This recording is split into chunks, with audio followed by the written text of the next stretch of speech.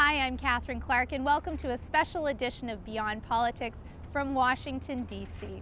We came down here to have a chat with Canada's ambassador to the United States, Gary Doer. Mr. Doer is known to many Canadians as the longtime and respected Premier of Manitoba, but he's a lot more than just his official roles. Mr. Doer is a husband, a father, an avid sportsman, and he joins me now to have a chat about his life beyond politics.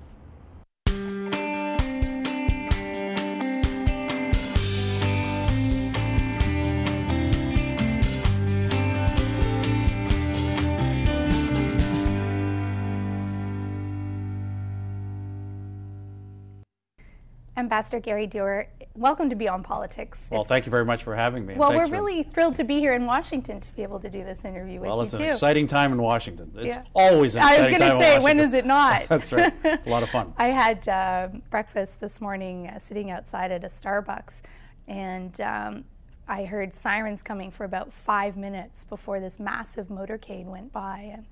And I think that happens a lot here. There's just a lot going on. It's a busy place. They're pretty good at moving traffic around with the motorcades. In fact, the president moves it around this town very quickly with all that security. And I noticed when he hosted a summit on nuclear weapons and supplies, we had 45 world leaders here, and they moved. You know, the Chinese president was moving around, and the President of the United States, the Prime Minister of Canada, they were moving around pretty well. So they've got it down to a science here in Washington. Yeah, but you do hear the sirens coming. Yeah, I think it's pretty easy to move that fast when you have 400 motorcycles blocking traffic left and right to get you through. But they're fast. They leapfrog each other. They're pretty fast. They do, yeah. Now, you know, when I was doing research for this show, I was looking up all of the interesting information on your career to date and reading about and knowing that you had been Premier of Manitoba for a really long time, and you're now ambassador to Washington. But one of the things that struck me is that there was very little information about you as a kid. There was not much to be said, and I didn't know if that had just been buried, or it was pretty boring. Or it was just so dull. You have choice of buried or boring. Exactly. It was boring. So was it boring? What were you like as a kid? Well, I was fairly interested in everything that was available at school. I was involved in sports and theater and school, and I had a paper route and did all the things normal boys did growing up. Mm-hmm. Had a lot of fun, had great friends. I still have the same friends I had in grade 3 and 4. Do you really? Yeah, I do. That's pretty remarkable. That doesn't happen to everyone. They're the only ones who can tell you the truth. Yeah, I better find them. That's right. They're good to keep. Yeah. Keep them close. That's right. Now, tell me about also your family. Was it a big family that you had, or were you're not an only child? My mother was from Nipawa. Right. And she was from a conservative family. Her house that she grew up in is right beside Margaret Lawrence's house in Nipawa. Wow. And my father was a liberal. Okay. He grew up in the north end of Winnipeg. And so we had pretty feisty discussions at the dinner table. And I remember one election, there was a conservative sign on our lawn and there was a liberal sign on our lawn. There so really? Yeah, so it was, you know, the old theory about they canceling each other out. Yeah. They didn't care. I actually really think that's good for kids, though. I think it's great for kids to be able to see their parents have an informed political discussion about something and take different opinions. It forces kids to think more, frankly. Well, it's interesting now because with my wife, she has a political saying when somebody asks her her opinion. She said, "I don't share a brain with my husband," and so therefore I could have my own opinions, and that's probably a tradition we've kept on in your family. In our own family, yeah. Yes. How many siblings did you have? 2 brothers. You have 2 brothers? Both accountants. Oh. So okay. Did you think you were going to be an accountant too? No, I didn't. The Monty Python skit, I didn't want to be an accountant. I wanted to be a line tamer. No, I liked math when I was in school, and right. I found it pretty helpful later on in life, preparing budgets every year, trying to balance the books. Budgets balance too. the books, yes. Yeah, yeah. Do you remember as a kid what you wanted to be when you grew up? Was it premier and ambassador? Well, if I couldn't be a football star or a hockey player. Or a lion tamer. Lion tamer, that's right.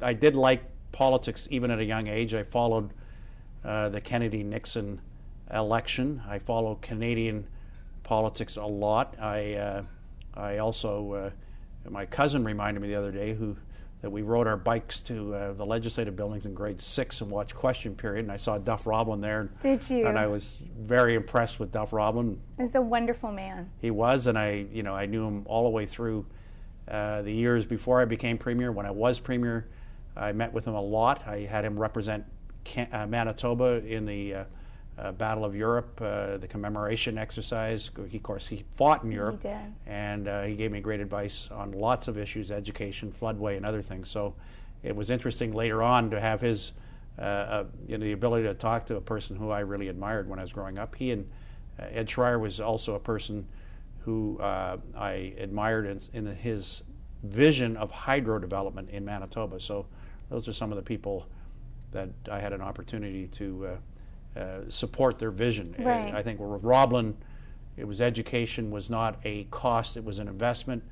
And with former Premier Schreier, it was his vision of developing hydroelectric power when he had other advice to develop more coal as a cheaper alternative. As it turned out, he made the right decision. Sure. Well, and I was interested, though, that initially your path wasn't politics. No, it wasn't. You initially studied political science. I studied political sociology. science. I did sociology and political science, Yeah. and I got a summer job working in corrections in a juvenile center. Right. And I was working there, and in the late August, they said to me, "We want to hire you permanently," and I was offered a job as deputy superintendent at a very young age. How old? Yeah, how old were you? I should Must check, have but been around 18. No. I was I was 20 or 21. Okay. I should double check that. And I thought, well, I'll just take a year off university because I've got a job that's, I'm going to be hiring master's graduates, and here I am in not even finished my undergraduate Right. degree. So I took the job thinking I'd only be out a year or two. And the rest was history. And then I stayed at that job. Tell me your parents' reaction when you came home and you said, "Guess what? I'm going to take this job." And because you've got two siblings. Yeah, I think my mother, I think, would have preferred me to stay at school. My dad was kind of a guy from the North End, was kind of went to the kind of the reality school, if you Okay. will. He always thought that it would be good to get some life experiences outside of education. So he changed his mind later on with my younger brothers going to school. So. Oh. But having said that, I didn't. I had a mind of my own at a young age. So, tell me about that experience of working. Was it what you expected? I mean, you'd had only had the summer job. You'd only had that experience. They promote, as I say, I got a big promotion. Yeah. Based on what I had done, my work in the summer, and I found it to be very interesting. I was hiring people, developing programs, working with a new center that we were opening up. So we're going from this old place where they literally hung people back 100 years ago to an old correctional facility to this new youth center. So it was an interesting job. You experienced some violence in the job too, as I understand it. I mean, you were... Well, it was most of the youth, and they were youth, were Yeah. in there. They were pretty, they were, with some support, they could be straightened out, Yeah. to use that terminology. Others were in there, were pretty violent. I remember one guy was in there, and he was a leader of a gang, and they did have gangs years ago as well as today. And it's a horrific story, but he literally was in a fight with all these miners up in Flin Flon. He was a pretty tough kid. So there was some tough kids in there. So you had to, as they say in hockey, you had to keep your head up. Yeah. Your arms out. Arms out. Yeah. Tell me about then why you decided to stay in that field. I mean, was it just that it was an interesting field? And well, I tried to expand my what I was doing because I noticed there was no community clubs or any other activity in primarily these inner city areas of Winnipeg. Right. So I became a volunteer with the Boys and Girls Club. And you still support them, don't you? Yeah, I was really the first president of the Boys and Girls Club in Winnipeg, and I did believe that when I looked at my own experience growing up, I had an opportunity to play hockey and baseball and football all the way through school and in the community clubs of Winnipeg, and it was a great experience, but the facilities that I had were not always available to other kids. So we worked on a drop-in center, and then we worked on getting support for the first Boys and Girls Club in Winnipeg. So I wanted to make a difference in terms of, I've always believed that if some kids, not all kids, they were given an option, it can hopefully divert them from a path that was not heading in the right direction at the time. Did the experience impact your approach to politics when you eventually got into politics? I was more attracted in politics to energy and hydro, and I think that, and builders. I sometimes think that political titles are sometimes they don't necessarily describe people that have an approach to building a future rather than just status quo. So as I say, I was very impressed with the hydro development and that vision in Manitoba. So I was always interested in politics, but who I would be interested in and why was more predicated on getting stuff done. Particularly, I always thought hydro was to Manitoba what oil and gas is to other provinces like Alberta. Sure. Well, and the decision to go into politics seems like it probably could have been more of a natural one for you then. I mean, there was an issue that inspired you, that was interesting to you. You'd grown up in a political family. When you decided to run, did your family support you, or were they a little shocked regrettably, my mother and father had passed away. Had they really? And had passed away before I ran. Yeah. And so they didn't get to see my first election in 1986. That must have been sad in a way. Well, not to have them there, especially when they would have been such a fundamental part of your youth in getting you. They would have been absolutely shocked to see me elected. So, from wherever they watched this unexpected event, parents go from you got to clean up your room to God. Wow, that surprises me. Yeah, so. But they would have been proud. Yes, I think so. Oh yeah. All things considered, yes. Yeah. So, you had such a long political career, too. And sometimes what can happen, I think, in politics is that you can languish really in opposition, and you keep trying to present your side of the story, and it can wear you out. But you spent a long time in opposition, and then you spent a long time as premier. Well, when I was first elected, I was in cabinet, and I had the privilege of working with Jake Epp and others on the Forks. So I was really quite excited, again, about building something, getting stuff done that was really important. And but when Howard Pauly was defeated in 1988, I had only been elected for 2 years. Right.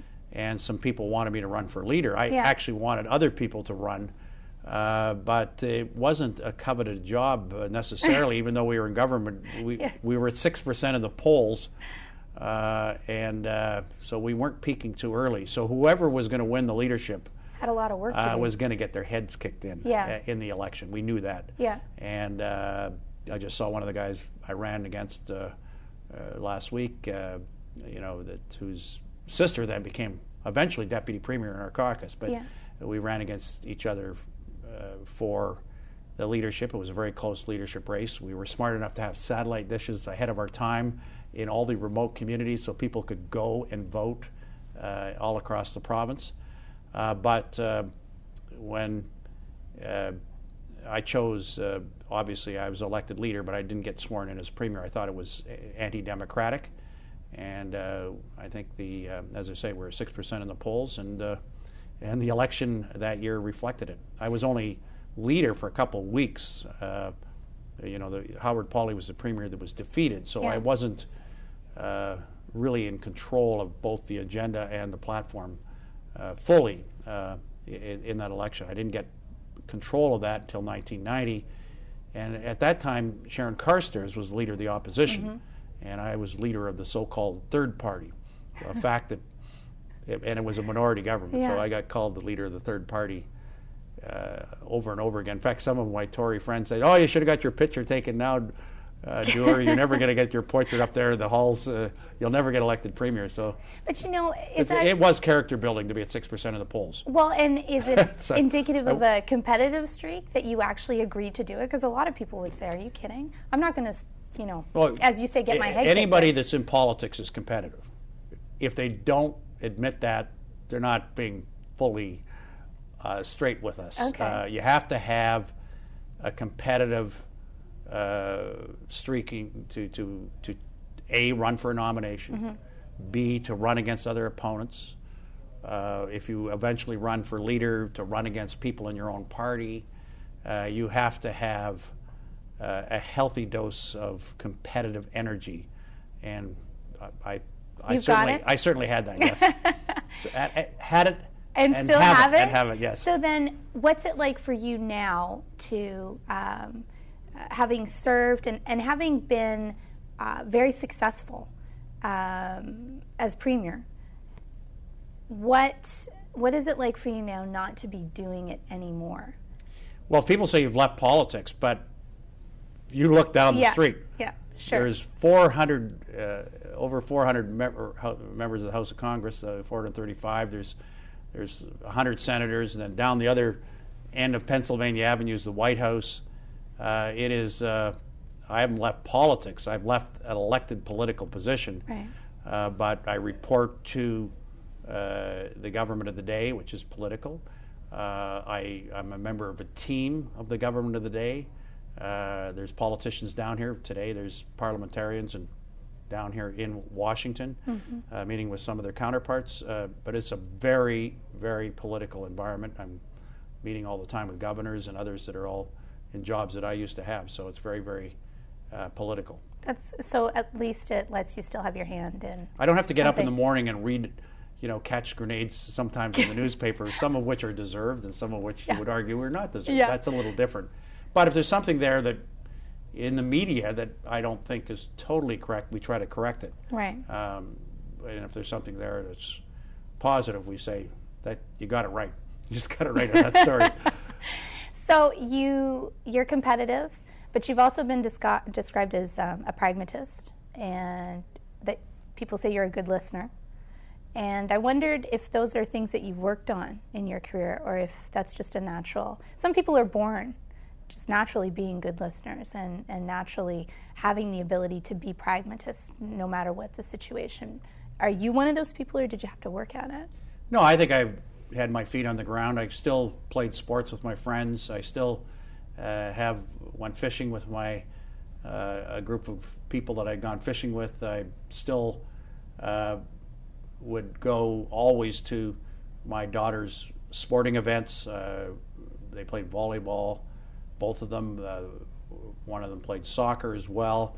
And when you went to a sporting event, you sometimes got a lot better advice listening to people than you got reading editorial boards. No disrespect to editorial writers, of course. but you're actually talking to people. It was very polite. People wouldn't say, "Oh, I don't agree with that." Right. They would say, "Oh, why are you doing that?" And if 10 of them asked over a period of a tournament, for example, then you would know, maybe you haven't quite got the right touch. So I would listen to folks that I represented, through different ways. But I always think you got to keep your antenna up, because sometimes it's not people that say something that they're opposed to you directly. If they ask a question in a certain way, you've got to pick that up as well. Right. So you have a good antenna then. You got to. I call it my.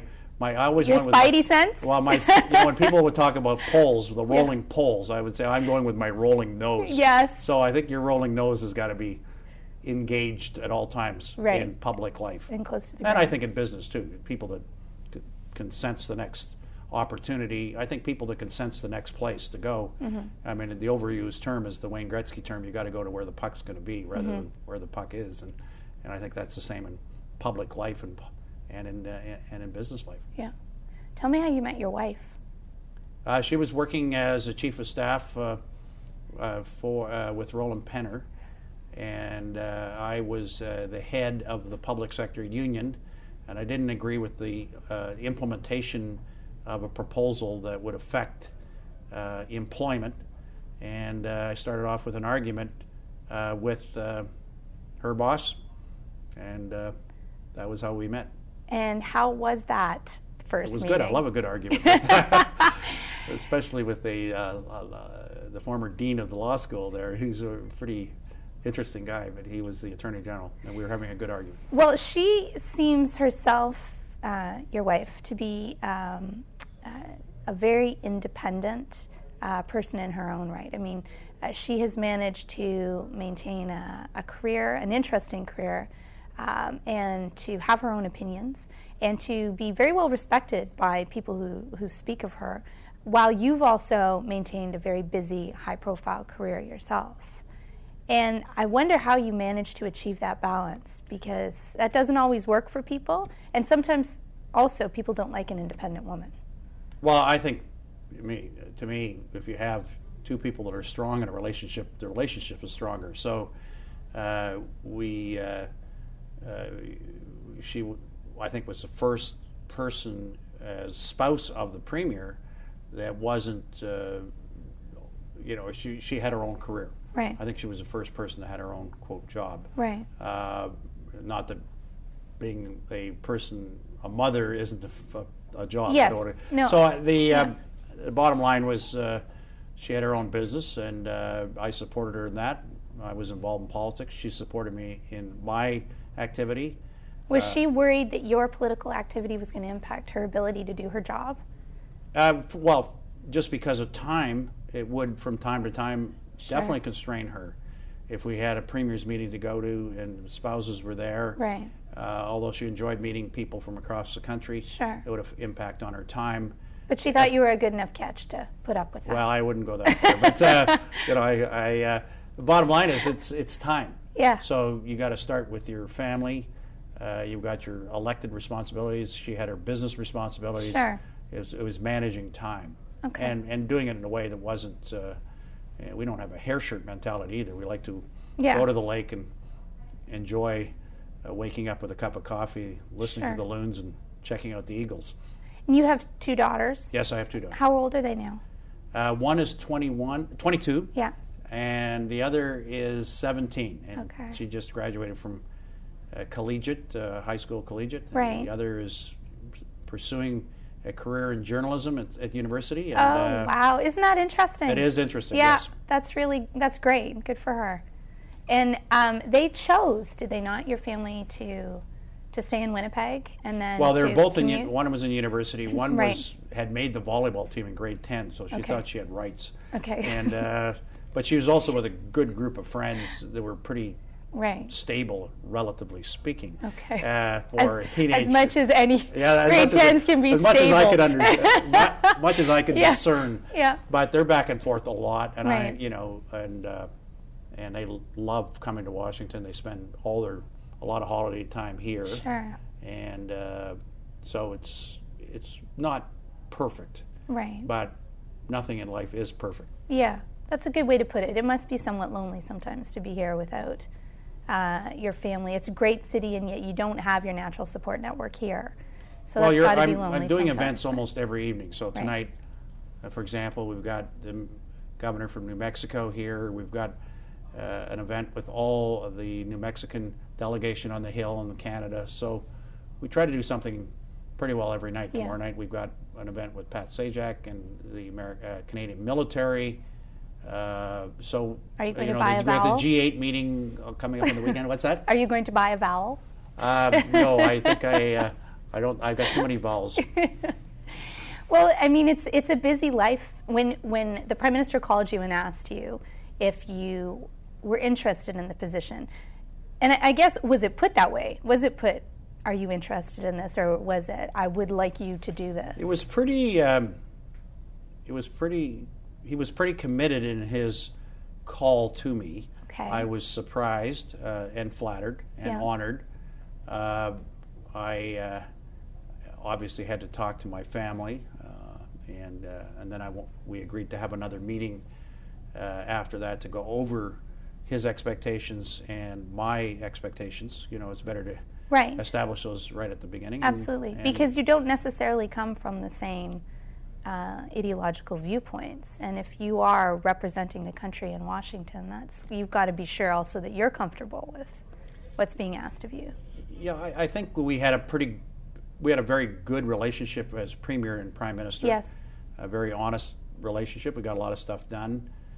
We traveled together to Churchill one time and chatted about polar bears, life, and polar bears. Yes, yeah. I was worried the people that were taking us around there weren't going to give us enough time to actually see polar bears. They were showing us all the stuff that we'd seen before, like elk and other things that were spectacular. But let's get to the polar bears. I told my Minister of Transport I was going to have to put a polar bear suit on him if he didn't have polar bears. So and it's pretty spectacular to see that fort that was built over 40 years, and the little scrawls of explorers' names in the rocks. Sure. We quite enjoyed it. But in terms of how Canada should operate in its relationship with its biggest neighbor, both as Premier and now as Ambassador, I was on the same page as the Prime Minister. We've got a proud story. We've got a proud record. We talk mutual interests. We don't talk about, we don't act like Oliver Twist. We've got something to say and something to offer as United States' largest customer, and we don't approach it in any way, shape, or form as apologetic on any issue at any time. So I had that approach when I was Premier, and I know that's the approach of the Prime Minister to this relationship.